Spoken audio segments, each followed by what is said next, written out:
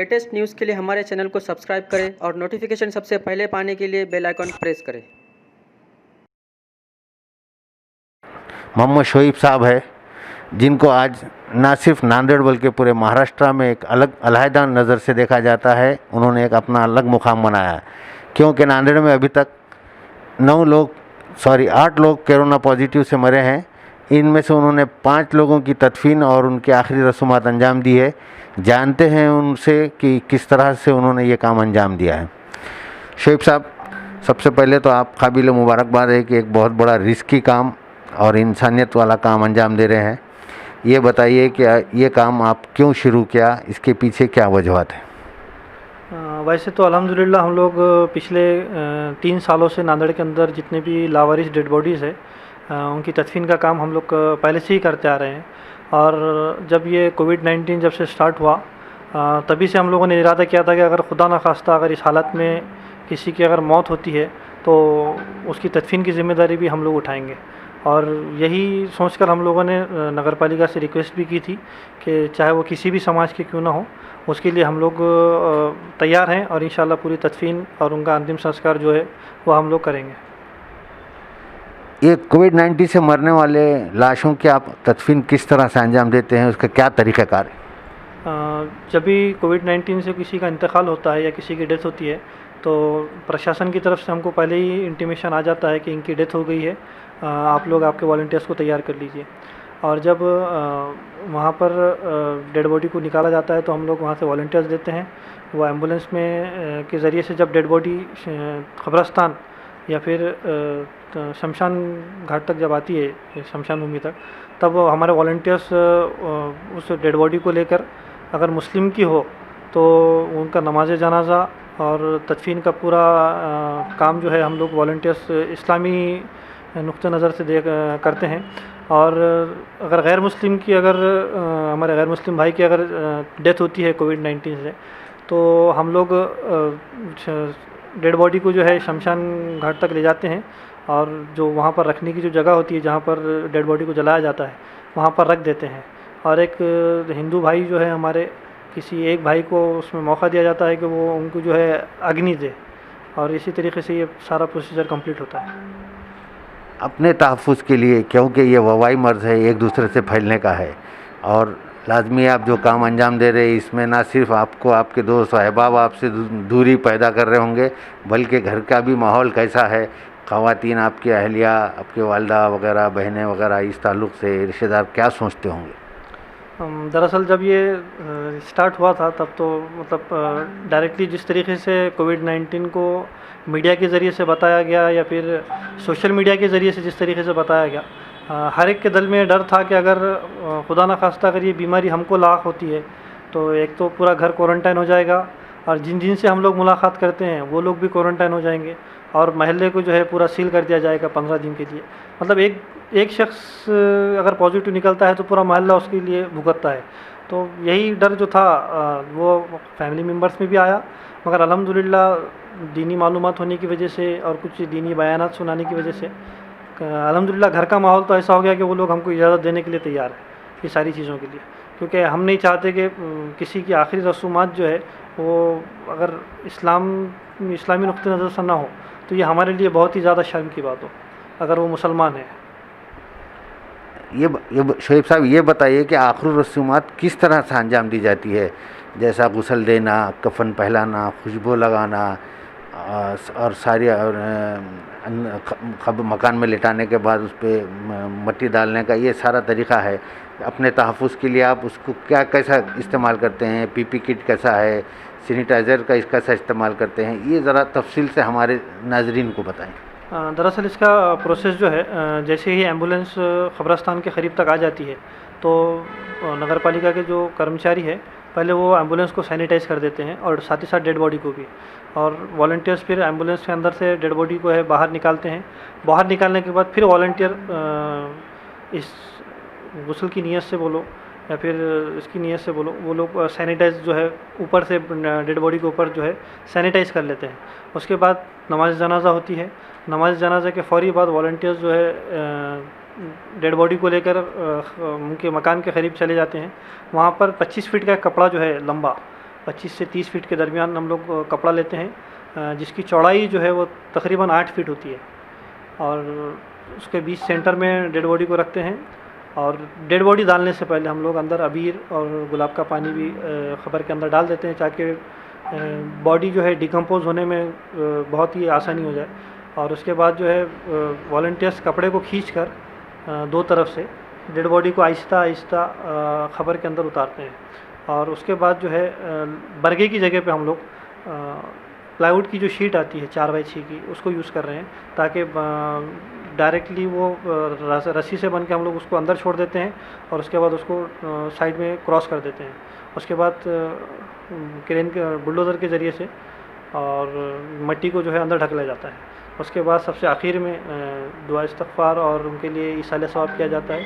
फिर वहाँ से जब रुखसती होती है, तो जैसा कि आपने बताया सेफ्टी प्रिकॉशंस के लिए हमको प्रशासन की तरफ से पीपीई किट्स अवेलेबल करवा के दी गई है। हम लोग पीपीई किट्स पहन लेते हैं, और जब आखिरी में जब ये सारी चीज़ें हो जाती है, तो बॉडी को है पूरा जो है नगर पालिका के जो कर्मचारी जिसको सैनिटाइज़र की जिम्मेदारी दी गई है, वो पूरी बॉडी को जो है सैनिटाइज़ करते हैं। उसके बाद हम लोग हैंड ग्लोव्स जो है दो हैंड ग्लोव्स पहनते हैं। पहले का हैंड ग्लोव्स जो जिससे हमने बॉडी को हाथ लगाया, फिर उसके कपड़े को हाथ लगाया था या पन्नी को हाथ लगाया था, हम वो पहला हैंड ग्लोव्स जो है फर्स्ट जो कवर था उसको हम निकाल देते हैं, और सेकंड हैंड ग्लोव से पूरा जो हमारा एप्रॉन जो है पहना हुआ सेफ्टी किट पीपी किट जिसे कहेंगे, उसको निकालते हैं और उसको एक कैरी बैग में डाल के नगर पालिका के हवाले कर देते हैं। और ये सारा प्रोसेस मुकम्मल होने के बाद हमारे वॉलंटियर्स वहाँ पर मतलब सैनिटाइज से अपना हाथ धो लेते हैं।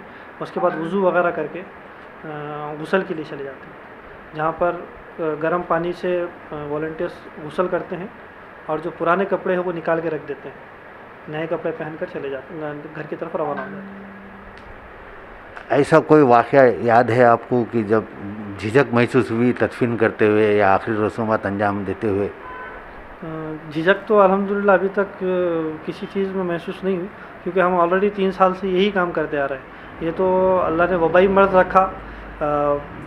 हमारा तो ये मानना है, और इस्लाम का भी कंसेप्ट यही है कि मौत जो है मुक़द्दर है और बीमारी जो है वो भी मुक़द्दर है, बस एहतियात ज़रूरी है। इसलिए हम एहतियाती तदाबीर इख्तियार कर रहे हैं, और साथ ही साथ अल्लाह की ज़ात से उम्मीद है कि हम जो भी वॉलंटियर्स ये काम कर रहे हैं वो अपनी अल्लाह को राज़ी करने के लिए हम लोग ये काम कर रहे हैं।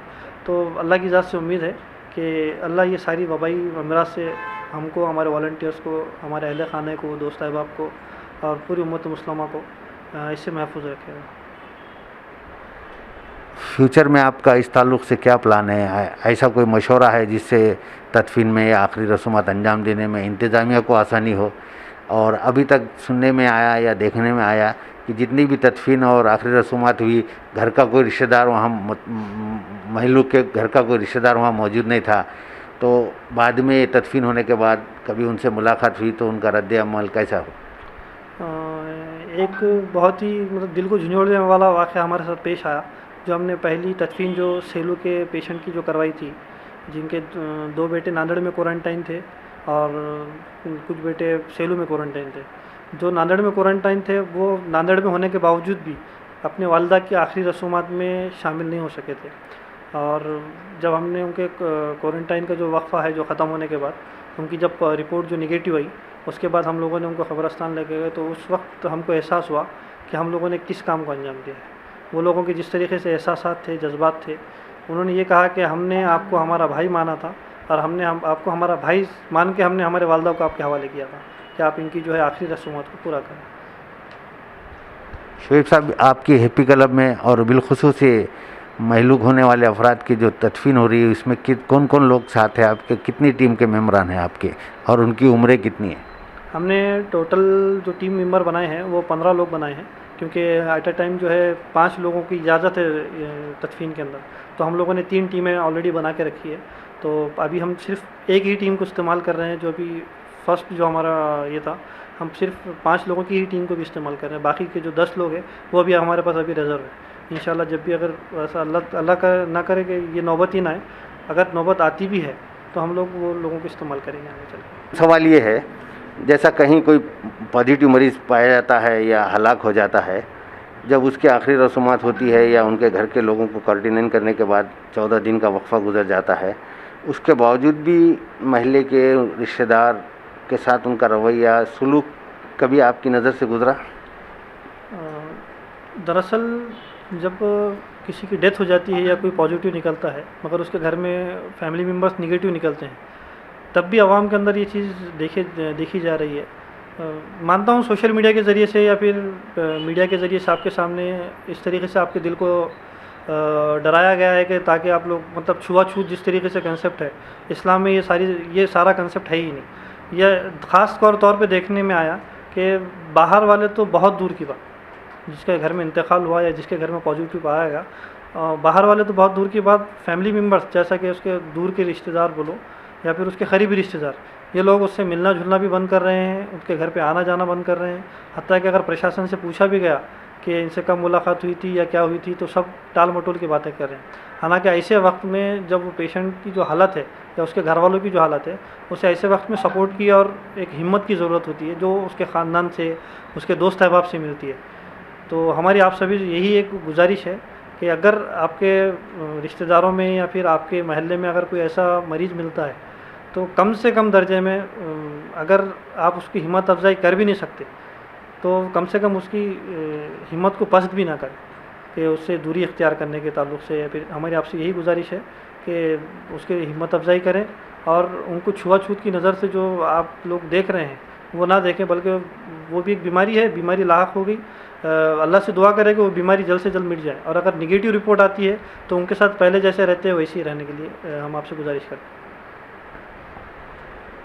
ये थे हैप्पी क्लब के मोहम्मद शोएब साहब जो अपने नाम के एतबार से काम अंजाम दे रहे हैं। मोहम्मद शोएब जो नाम है एक बहुत बड़े साहबी और पैगंबर का नाम हुआ था, उन्हीं के नाम को उन्होंने आगे बढ़ाने की कोशिश की। अल्लाह ताला उनके काम को कबूल फरमाए।